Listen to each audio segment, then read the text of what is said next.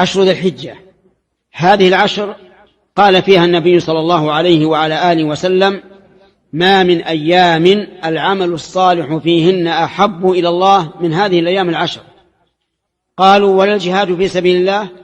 قال: ولا الجهاد في سبيل الله إلا رجلا خرج بنفسه وماله فلم يرجع من ذلك بشيء. وبناء على هذا الحديث الشريف ينبغي لنا أن نجتهد في الأعمال الصالحة في هذه الأيام العشر من الصيام والذكر وقراءة القرآن وكثرة الصلاة والصدقة والإحسان إلى الخلق وغير ذلك مما يقرب إلى الله تبارك وتعالى. فإن العمل الصالح في هذه الأيام العشر أفضل من العمل الصالح في عشر رمضان الأخيرة، لأن النبي صلى الله عليه وسلم عمم تعميما مؤكدا بمن ما من أيام العمل الصالح فيهن أحب إلى الله من هذه الأيام العشر.